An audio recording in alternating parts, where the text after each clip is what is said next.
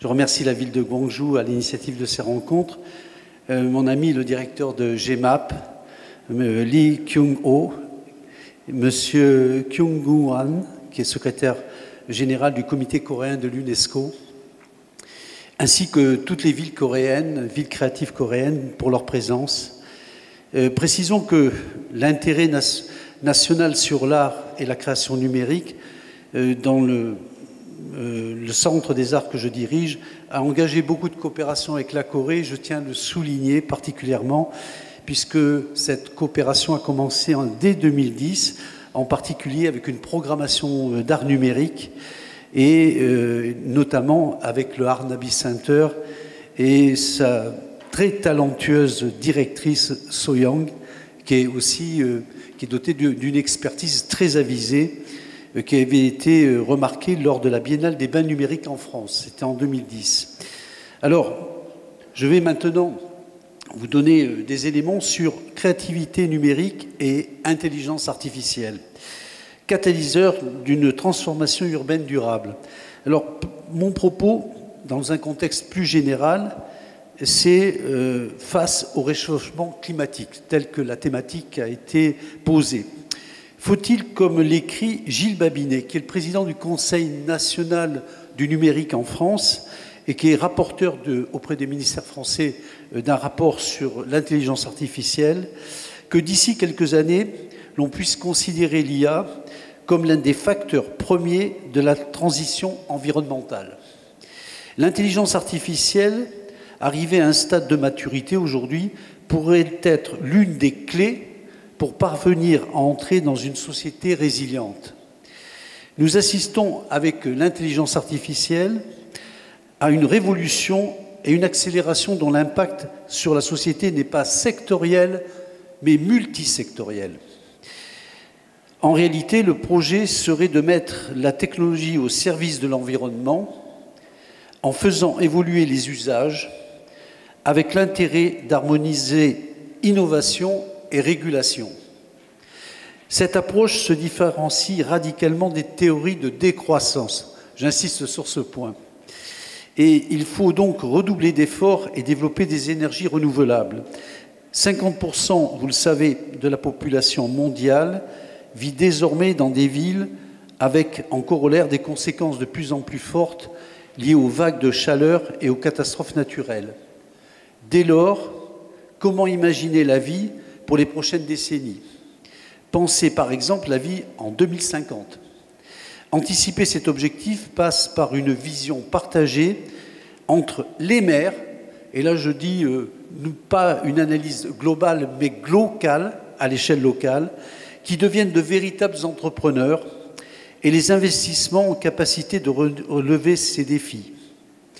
Il s'agit bien sûr d'un écosystème favorisant les synergies entre des industries culturelles et créatives, des pôles économiques innovants, des universités et des laboratoires de nouveaux usages. De ce point de vue, la culture apparaît l'élément vital d'une ville. Et cela passe par des changements dans nos usages, avec des modes de vie différents, composés de renoncements, comme le disait le réalisateur français Jean-Luc Godard, renoncer, c'est choisir. Le réseau des villes créatives de l'UNESCO répond de manière inclusive et transparente à l'enjeu environnemental avec son programme à l'horizon 2030. Alors je vais aller vite parce que nous avons aujourd'hui réuni 250 villes dans le monde, villes créatives de l'UNESCO, je le dis sous votre contrôle, monsieur le secrétaire du comité pour la Corée de l'UNESCO. Et ces 17 objectifs de développement durable que vous connaissez, j'ai retenu évidemment le 6, 7, 9, 11, 12, 13, 14, 15, 17 objectifs de développement durable.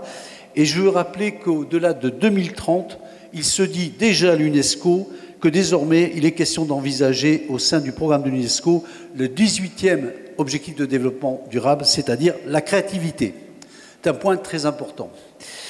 Mon premier exemple choisi pour parler de ces enjeux autour de la créativité concerne la Corée et Gwangju en particulier, ville créative du RVCU. Alors oui, Comment décoder Guangzhou? Ville créative face aux enjeux technologiques et d'environnement. À l'image de la Corée, son premier atout, je dis par rapport à la France, par rapport à d'autres pays européens, c'est de s'inscrire dans une société de la fusion, un élément très important, où la culture n'est pas sectorielle, mais partie intégrante des composantes de la vie coréenne, autrement dit, bibimbap.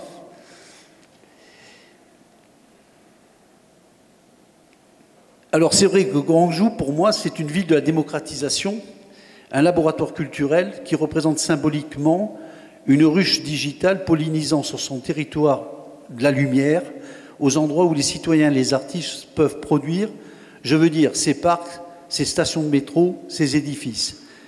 Mais elle symbolise aussi, Guangzhou, pour moi, la durabilité, la persévérance, la protection de l'environnement et une responsabilité sociétale. Selon la citation du philosophe Arthur Danto sur la question de l'art est partout quand il n'a nulle part où aller.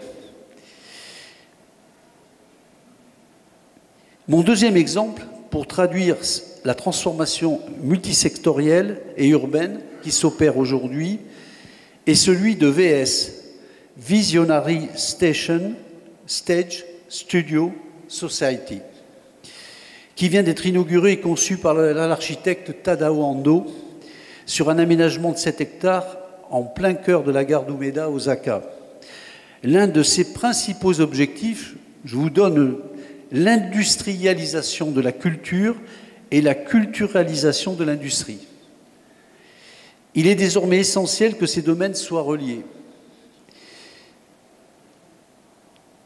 Cette réalisation, intitulée Grand Green Osaka, est un exemple de changement de paradigme, à l'endroit où la culture et la créativité prennent corps au sein de l'aménagement urbain. Cette initiative privée se rapproche également de celle réalisée dans le domaine public, à savoir ce que dit la préfecture de Kyoto et ce qu'ils ont engagé sur la création il y a un an d'un village d'art et de technologie, de relier, c'est-à-dire le patrimoine, et le savoir-faire créatif et aussi la technologie. Alors, comme l'exprime le gouverneur de Kyoto que j'ai pu rencontrer, ATVK est l'abréviation de Art Technology Kyoto. Pourquoi avoir décidé de... Il dit ceci, pourquoi avoir décidé de développer une industrie qui inclut l'art? Parce que l'art est le concept le plus familier et fondamental pour nous. Nous essayons de créer de nouvelles industries incluant l'intelligence artificielle avec pour mot-clé l'art. Nous vivrons dans le futur parmi diverses machines et de hautes technologies liées à l'intelligence artificielle et aux robots. Cela implique de créer de nouveaux modes de vie, de nouvelles structures sociales et de nouvelles communautés à travers une coopération internationale.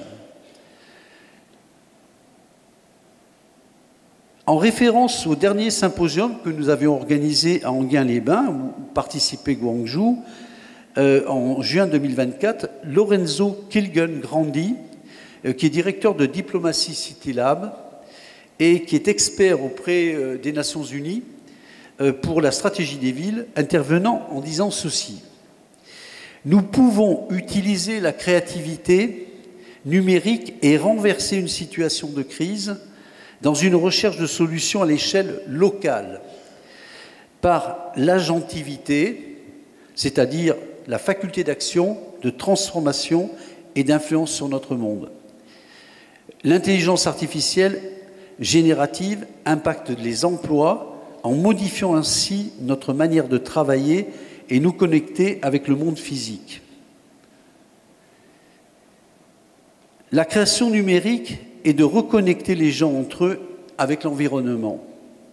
L'interopérabilité permet d'accéder aux ressources développées à des fins urbaines. Aujourd'hui, le concept de ville intelligente, Smart City, ne suffit pas. Une ville doit être créative numériquement. Cela veut dire que l'on doit considérer la créativité numérique comme outil pour atteindre des objectifs de développement durable. Nous devons considérer que nous sommes dans une époque de la transition de l'humain et de son environnement. Et la transition doit être un mouvement. Les maires des villes créatives doivent non pas être des témoins, mais les acteurs. Le changement climatique a bousculé les concepts et l'idée que l'on se faisait depuis des siècles de la liberté. Cette remise en question touche aux fondamentaux des sociétés démocratiques et libérales. Pour comprendre le changement de paradigme qui se profile, on peut envisager les dimensions couvertes par les problématiques des libertés écologiques, sociétales, numériques, géopolitiques. Les questions soulevées dans la sphère politique en matière d'usage de ces libertés. Quel est désormais le contrat social? On assiste à une métamorphose de la pensée relative aux libertés, en concevant des leviers susceptibles de les réguler tout en conservant l'objectif de préservation de notre environnement avec des acteurs traditionnels et émergents sur lesquels s'appuyer pour réconcilier écologie et liberté. La transition numérique et l'intelligence artificielle face à l'urgence climatique, à la gouvernance algorithmique des individus et des villes, fait prendre conscience de certains effets délétères de la disruption technologique.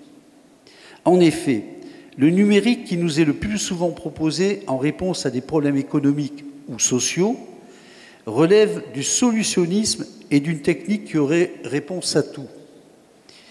La jeunesse est elle-même traversée par ces contradictions, comme en témoignent les aspirations à un monde à la fois plus coopératif, ouvert sur les autres, altruiste, et en même temps à un mode d'existence qui repose sur l'individualisme forcené, le narcissisme de masse, sur les réseaux sociaux, en somme, le primat de l'économie et de la disruption technologique. Il est temps de réaliser que la vision d'innovation à laquelle les géants du net nous demandent d'adhérer n'est pas motivée par l'intérêt général. Connecter le monde ne suffit pas. Que l'innovation réelle se mesure à l'impact social qu'elle a et que le pouvoir éclairé implique la responsabilité. Parlons enfin de la transition créative. La transition créative. Pour Walter Benjamin, qui est un grand penseur de l'œuvre d'art à l'âge des techniques modernes, avec tout le mode des communautés humaines, on voit se transformer leur façon de percevoir. La manière dont opère la perception, le médium dans lequel elle s'effectue, ne dépend pas seulement de la nature humaine, mais aussi de l'histoire. Nul ne peut nier que l'on ne voit plus le même, que l'on ne regarde plus ce monde avec les mêmes yeux, ni avec la même sensibilité. Elle est le résultat d'une mutation de nos modes de vie, de transport, d'habitation. Ces conditions nouvelles du regard ont transformé aussi les conditions de création de l'œuvre d'art technologique, ou d'œuvre numérique si vous préférez. C'est désormais l'enjeu de la créativité numérique et de l'intelligence artificielle en tant que catalyseur d'une transformation esthétique urbaine durable. Gamsamida.